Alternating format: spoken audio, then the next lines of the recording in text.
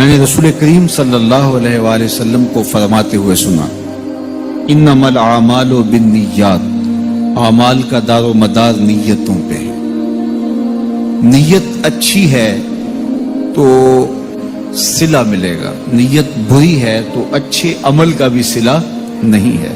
برے عمل کی تکلیف، برے عمل کی سزا تو ہے ہی ہے، لیکن اچھا عمل بھی بری نیت سے کیا گیا تو اس کا بھی اجر نہیں ہے۔ چور اور چوکیدار دونوں رات کو جاگتے ہیں، لیکن ایک سزا کاٹتا ہے اور ایک جزا پاتا ہے، اس لیے کہ دونوں کی نیتوں کے فرق سے عمل ایک ہی تھا جاگنا، لیکن اس کا صلہ الگ الگ ہو گیا۔ تو اچھے عمل سے، اچھی نیت سے قبولیت ہوتی ہے، عمل بھی اچھا ہو اور نیت بھی اچھی ہو۔ اگر عمل اچھا نہیں ہے، نیت اچھی ہے، چوری اس نیت سے کرتا ہے کہ میں غریبوں کی مدد کروں، تو نیت اچھی ہے غریبوں کی مدد کرنا، دکھیوں کے کام آنا، لیکن اس کے لیے ڈاکہ کر رہا ہے، اس کے لیے چوری کر رہا ہے، اس کے لیے رشوت لے رہا ہے۔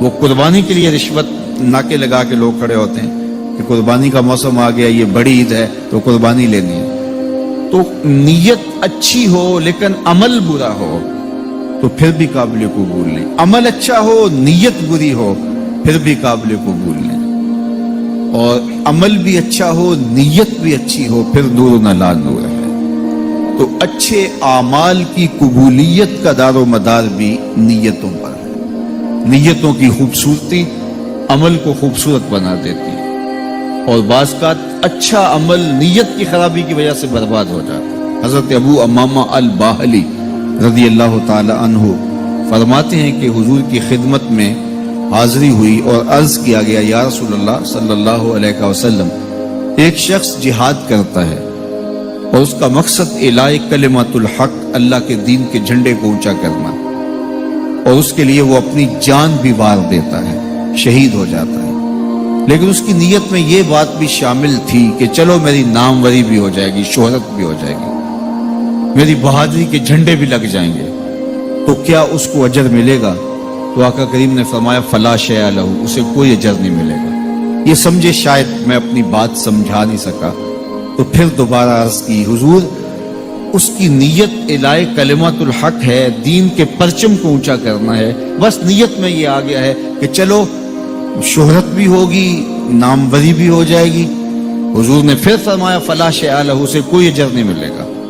تو یہ پھر سمجھے شاید میں معافی ضمیر زبان پہ نہیں لا سکا، تو پھر کہا حضور وہ اعلاء کلمۃ الحق کے لیے، دین کی سربلندی کے لیے، اسلام کا پرچم اونچا کرنے کے لیے وہ شہید ہوا ہے، لیکن اس کے دل میں یہ بھی تھا، نیت میں یہ بات بھی شامل تھی، شہرت بھی ہوگی، ناموری بھی ہوگی، جھنڈے بھی لگ جائیں گے۔ تو آقا کریم نے فرمایا اسے کوئی اجر نہیں ملے گا، اور پھر فرمایا اللہ صرف اسی کو قبول کرتا ہے جو عمل صرف اس کے لیے کیا جائے۔ تو اب میں اور آپ اس حدیث کے آئینے میں اپنا آپ دیکھیں کہ ہم کہاں کھڑے۔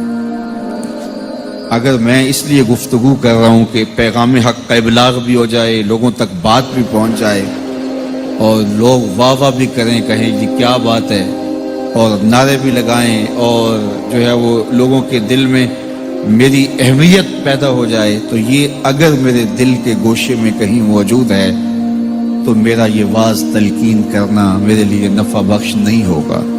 میری یہی نیت ہونی چاہیے کہ لوگوں کے دل میں اللہ کے رسول کے لائے ہوئے دین کو راسخ کرنا ہے، ان کو پیغام حق کا ابلاغ کرنا ہے، ان تک اللہ کی دعوت پہنچانی ہے، اس کے رسول کے فرامین پہنچانے ہیں، اور یہ دعا مانگنی ہے کہ اللہ عصر کی شیرینی اپنی جناب سے ڈال دے۔ میرے بارے میں رویے کیسے ہیں مجھے اس سے غرض نہیں ہے، مجھے اس سے غرض ہے کہ میں نے اپنی بات جو مجھے امانتاً دی گئی ہے وہ ان تک پہنچانی ہے۔ تو یہ بات ذہن میں رکھیے کہ جہاد جیسا عمل، جان قربان کرنے جیسی نیکی برباد ہے اگر نیت میں فتور آ گیا۔ باقی ہمارے ٹوٹے پھوٹے سجدے، ہماری شکستہ نمازیں، ہمارے جو ہے وہ دکھاوے کی زکاتیں اور دکھاوے کے صدقے، یہ تو کسی کھاتے میں نہیں آئیں گے۔ جان وار دی، خون بہا دیا، لیکن نیت ہے چلو ناموری بھی ہو جائے گی، حضور نے فرمایا کوئی اجر نہیں ملے گا۔ تو نیت کے قبلے کو سب سے پہلے درست کرنا ہوگا۔ अगर नीयत ठीक नहीं है तो फिर कोई फायदा नहीं है। इसलिए आमाल का दारोमदार नीयतों पर है। और फरमाया कि हर शख्स के लिए वो है जो उसने नीयत की। जिसकी हिजरत अल्लाह उसके रसूल के लिए थी, उसकी हिजरत अल्लाह उसके रसूल के लिए थी। जिसकी हिजरत दुनिया के लिए थी, उसने दुनिया को पा लिया। और जिसकी हिजरत किसी औरत के लिए थी, वो उससे निकाह कर लेगा। जिस मकसद के लिए उसने हिजरत की वही उसको हासिल होगा।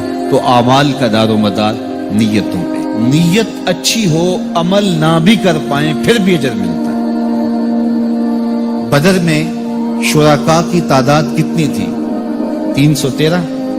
लेकिन आप तारीख पढ़ें कि 313 लोग वहां दू बदू लड़े नहीं। 8 लोग ऐसे हैं कि जो वहां पहुंचे नहीं हैं, किसी वजह से रास्ते से वापस हो गए या चलते हुए रुक गए। उन 8 असहाब को माले गनीमत में पूरा हिस्सा दिया गया। और जब माले गनीमत बांटा गया तो उनको शामिल किया गया। 313 का अदद पूरा होता है उन 8 को शामिल करके। ये गए भी नहीं हैं और फिर भी इनको पूरा अजर मिले और इनका नाम भी शामिल हो। उनमें हजरत उस्मान गनी रज़ी अल्लाह तआला अन्हु भी हैं। ये लोग घर से निकले थे, इरादा था, नीयत की थी, किसी वजह से वापस कर दिए गए। लेकिन शुरकाए बदर में नाम इनका भी शामिल ही शामिल। नीयत अच्छी हो, अमल ना भी हो पाए तो फिर भी कबूल है।